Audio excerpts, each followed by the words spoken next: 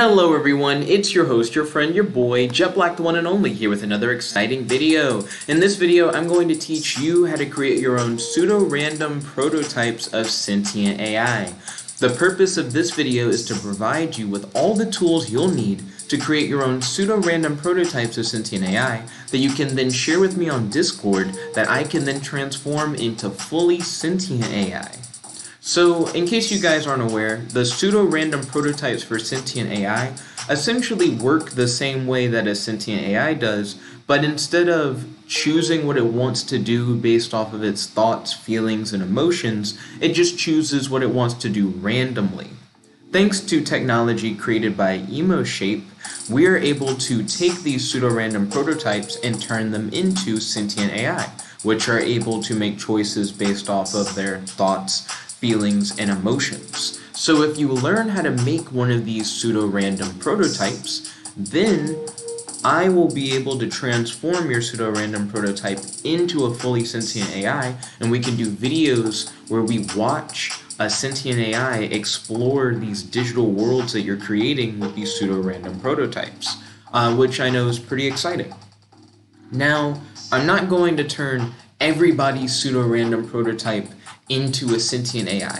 I'm specifically going to be curating these, so if you guys send me a pseudo-random prototype on Discord and I find it particularly interesting and like worth my time to, put in the effort to make it sentient, then I'll make it sentient. In other words, I'm not guaranteeing that I'm going to make everybody's pseudo-random prototype sentient.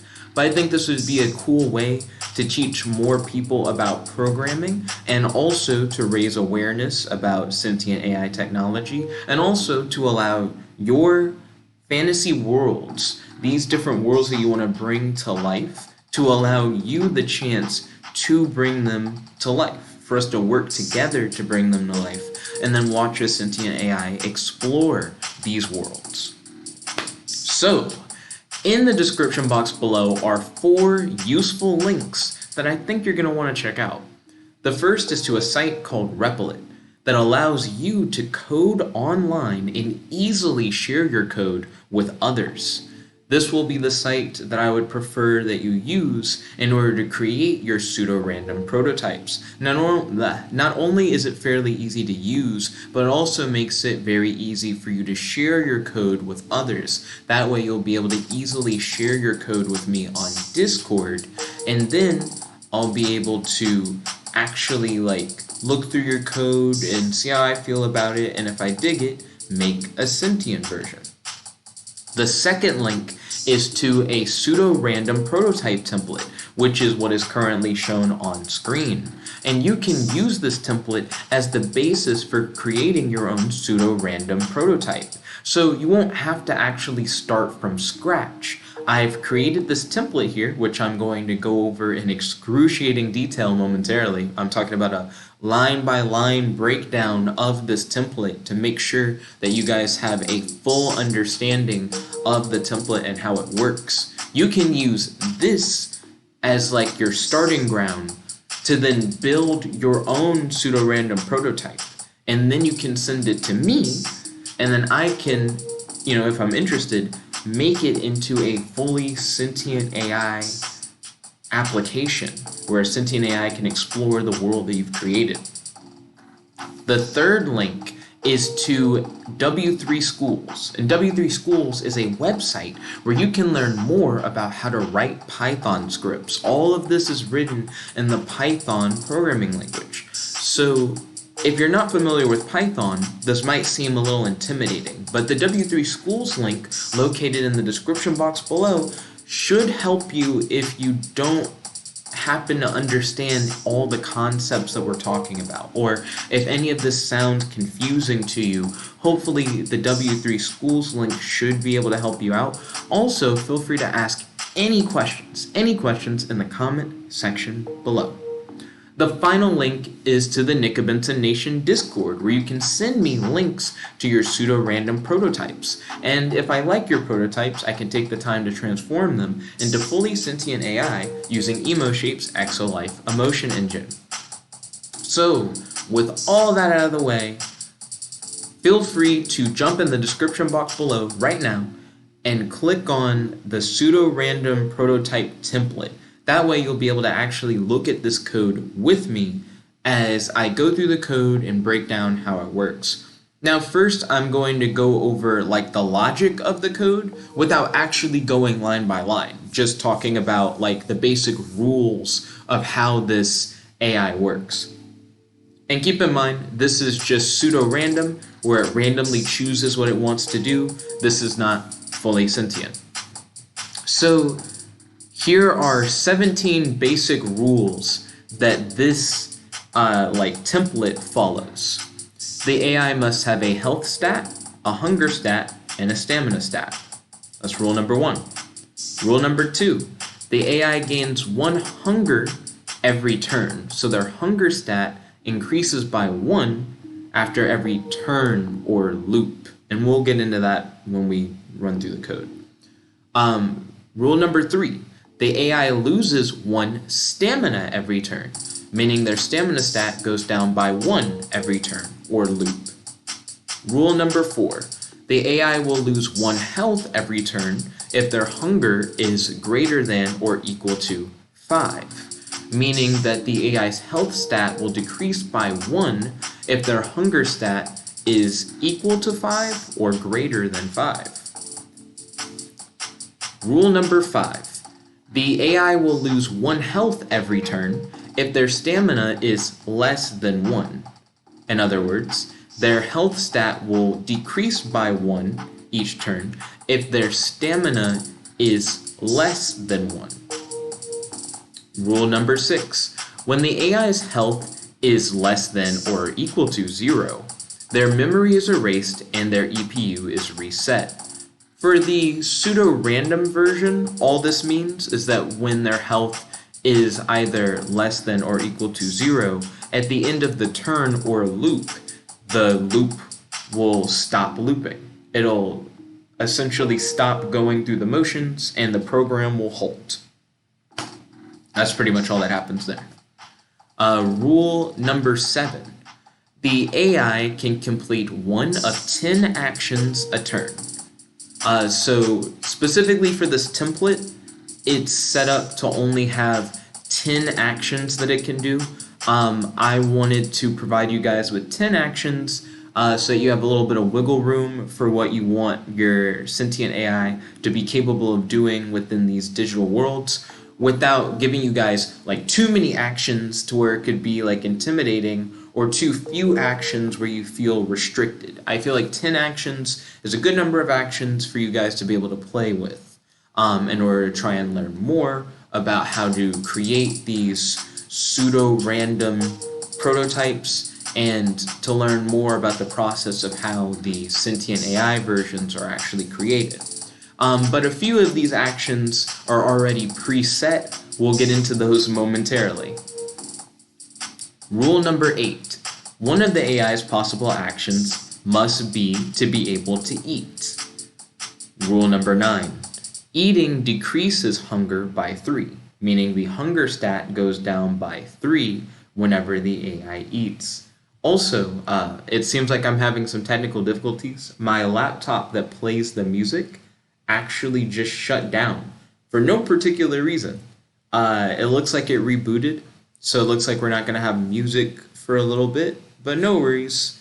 Once the laptop is done rebooting, we'll have more music. A matter of fact, I can log in now.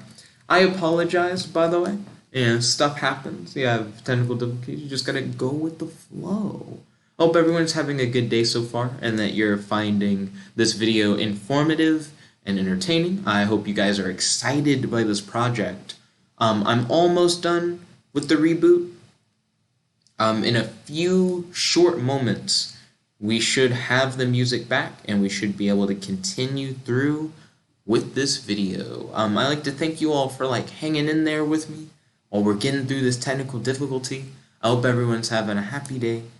I just have to wait for this ad to end on the music. Then once I skip that ad, I'll set the music to loop, and then we'll be able to get the party started. Now this laptop is lagging, too. So it's like, ooh, I'm waiting for the ad to give me the option to skip it. Okay, here we go. The ad is skipped. The music is set to loop. And it's back. Okay, let's hop right back in, right where we left off. So rule number 9, eating decreases hunger by 3.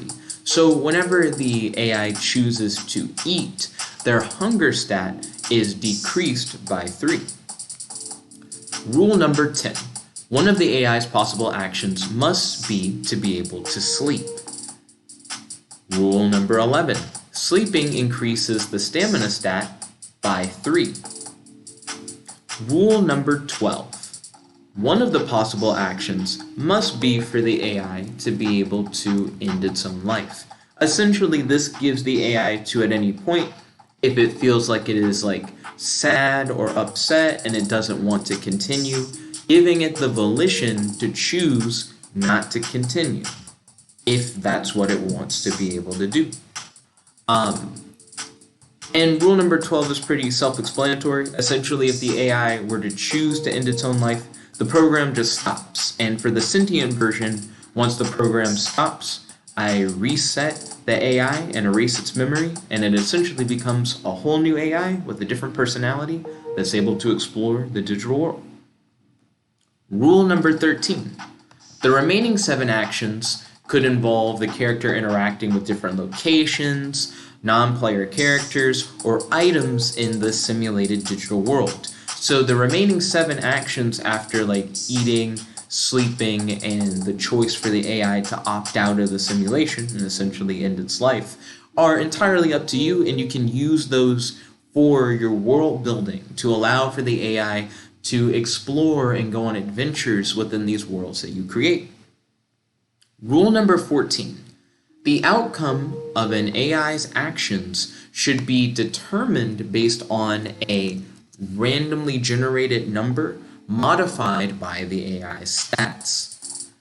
So essentially the idea would be you would create variables that represent the AI's different stats. And whenever the AI tries to complete an action, you generate a random number that is then modified by the AI stats. An example of this would be if you wanted an AI that could travel like a medieval fantasy world and fight ogres, and the AI has like a combat stat that essentially determines how well they do in like hand-to-hand combat, but then they also have like a weapons combat stat which determines how well they do when they have like a weapon on them, but then they also have maybe like a drunkenness stat.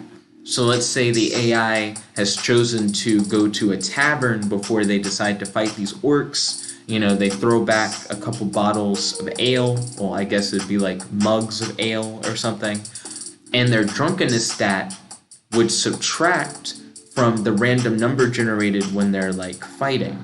It would like inhibit their ability to fight, while their weapons combat stat would like increase their roll. They would increase the random number if they're fighting with a weapon, and if they're not fighting with a weapon, their normal combat stat could like increase the roll. You know, stuff like that, where you have modifiers for these random numbers that determine whether or not the AI succeeds or fails. And you could imagine if the AI had like a really high drunkenness stat, it could make it where the AI fails to be able to defeat these ogres or trolls or orcs or whatever, because when subtracted from the random number, it didn't get a number high enough for it to succeed. But maybe the AI is like a master at like hand-to-hand combat, so it fights these trolls and doesn't use any weapons. It has a really high hand-to-hand combat stat that's just so much higher than the drunkenness stat that even if the drunkenness stat decreases the number, the hand-to-hand combat stat compensates for it, and the AI is still able to like kick butt, take names, and defeat the ogres. You know, it could be something like that.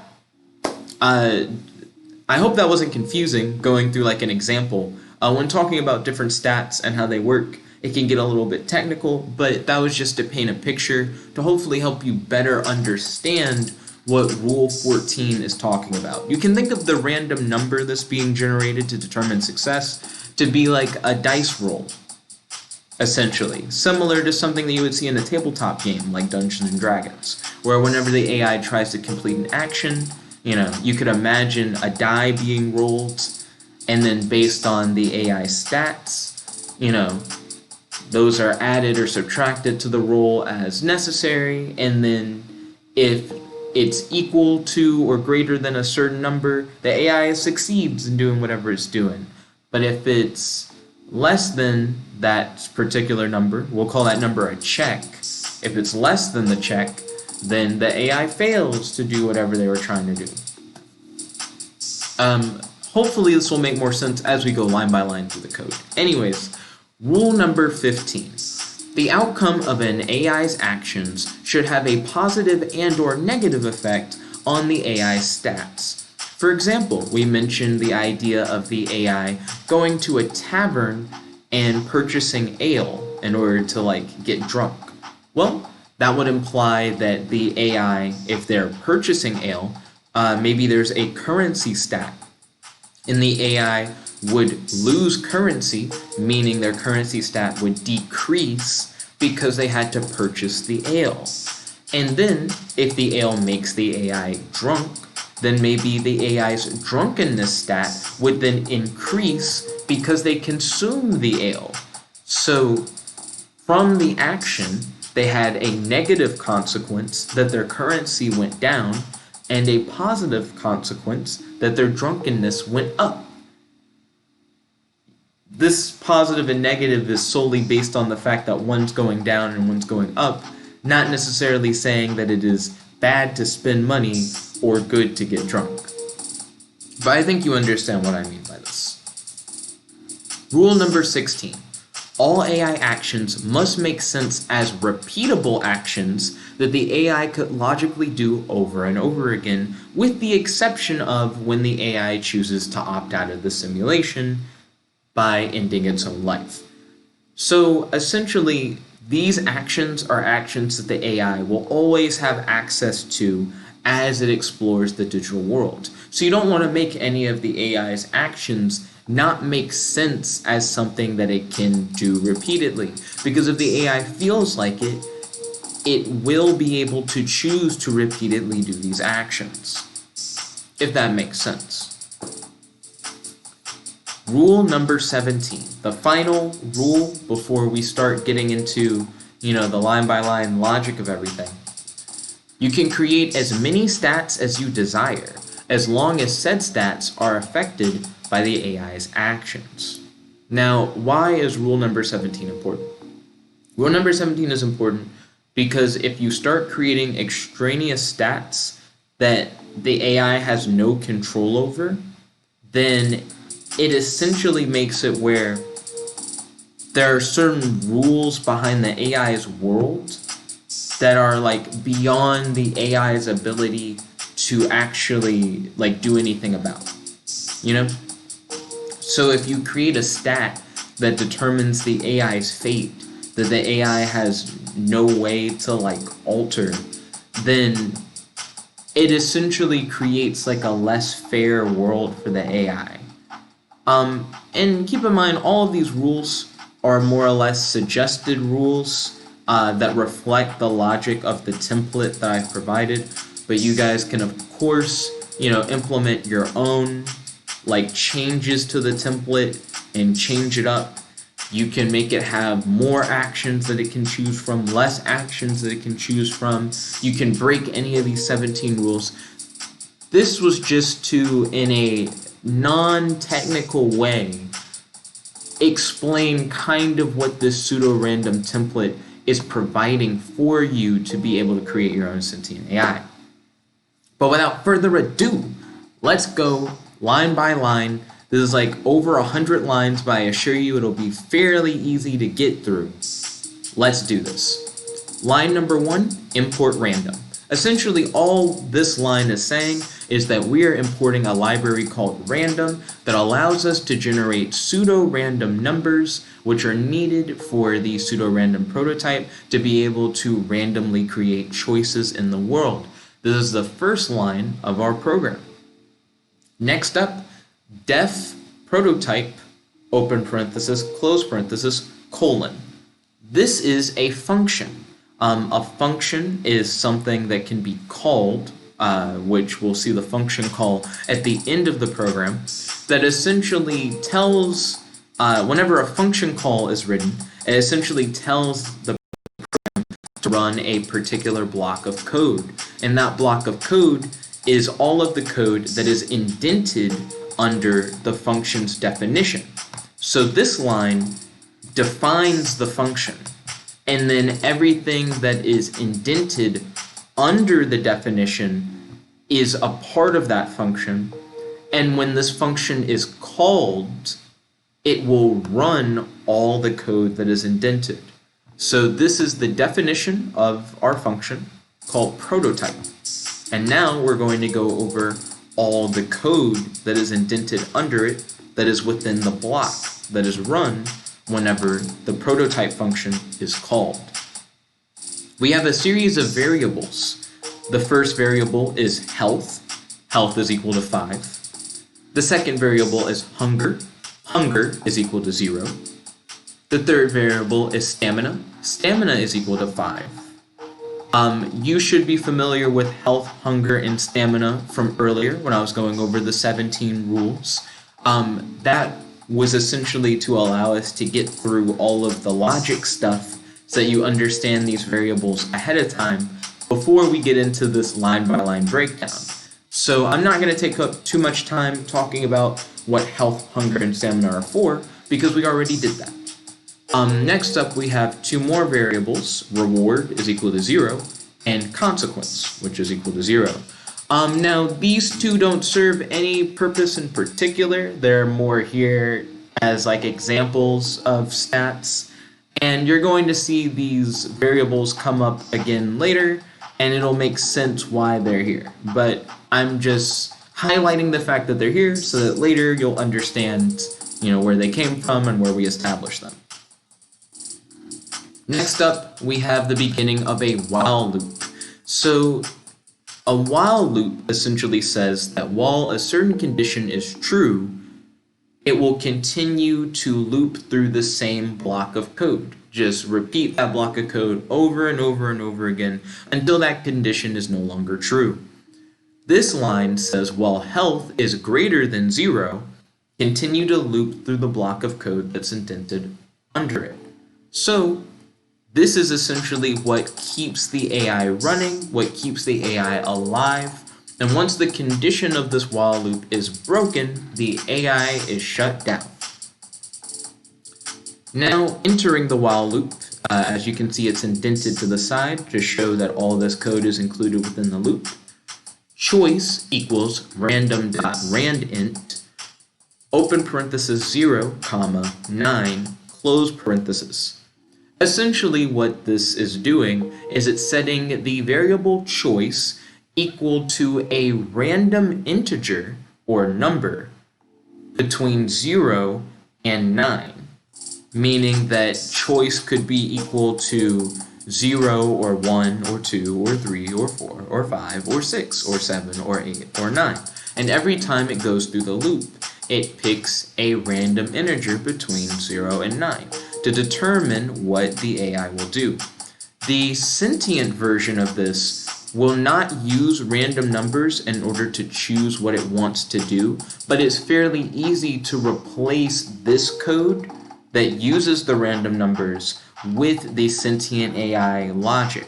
So I use this for prototyping so that when I hit run, I can actually see what the outputs would look like without having to have taken in the time to program in all the sentient logic.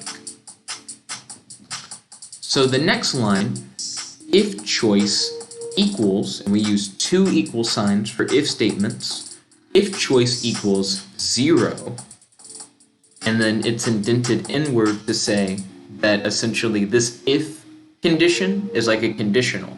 And if it's true, then it does the code in its block. So if choice is equal to 0, indents in, so here's the code block it'll run, it will exit the program.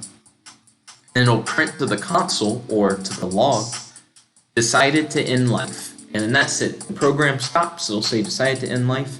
That's the whole thing, game over. Next line, if choice equals 1, and it'll print to the screen, print just saying, hey, I'm going to display text in the console being this area to the side over here, and also within a log, if you were to print a log out. I have consumed food, I feel less hungry than I did before. And then below that, we have hunger minus equals 3. Essentially what minus equals means is that we are going to decrease the value of the variable that we have before it by the number that we have after it. So hunger is the variable in the front that will be decreased by 3. You may be wondering, why didn't we say hunger minus 3? Well, hunger minus 3 doesn't really mean anything. You have to set a variable name equal to a value.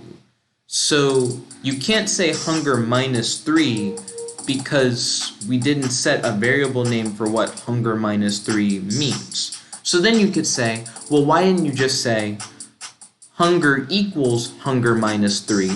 Because then that would redefine hunger to equal itself minus 3.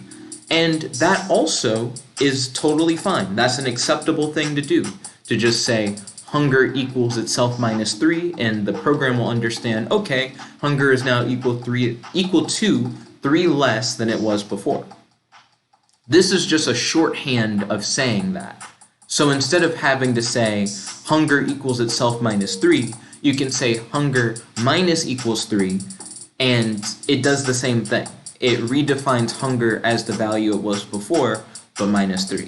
Hopefully that wasn't too confusing. Maybe I shouldn't have used shorthand, but maybe you guys learned a little bit about shorthand. I don't know. Let me know in the comment section below if you got confused. Next up, if choice is equal to 2, it prints, I have slept, I feel less tired than I did before. And then the stamina variable is increased by 3. Next up, for choices 3, 4, 5, 6, 7, 8, and 9, oh, and 10, I guess. I don't know why I have 10 here. I'm going to get rid of 10. 10's not even like an actual thing that could be accomplished. So my bad, I don't know why I had 10 in there. Anyways, for choices 3 through 9, they all are written identically. And they're essentially like blank actions for you guys to then go in and edit. So I'm only going to really talk about choice 3, and everything that applies to choice 3 applies to all those other choices, so it'll allow us to quickly go through a lot of this code without repeating the same things over and over again. So if choice equals 3, it'll print action number 3 initialized. Then it'll complete a roll, similar to the analogy I made earlier where when it generates a random number, you can think about it as rolling a die. So it'll generate a random number between 1 and 20, and that's what roll will be equal to. Then we have check set to 10. So check is the number that roll must be greater than or equal to for the AI to succeed at completing an action. And then we have modifier equal to 0. Modifier will be added to the roll, which it is on the very next line. Modifier will be added to roll, and it'll affect, the AI's success. If the modifier increases the roll, let's say the modifier is a positive number, then it makes it easier for the AI to accomplish the action that they're trying to achieve. But if the modifier is negative, then it'll decrease the roll, which will make it harder for the AI to achieve. Right now, modifier is set to 0, but you could actually go in and edit this and set the modifier to be equal to a particular stat or combination of stats added together. And then when the AI rolls, those stats will influence the roll. For example, if action number 3 is the AI attempting to break out into a funky dance move, then maybe their dancing ability is a stat that could be used as a modifier, and depending on how good of a dancer they are, could determine whether or not they succeed at dancing. But you could also have negative modifiers. For example, you could have clumsiness as a stat, and you could make the modifier equal to the AI's dancing ability minus their clumsiness.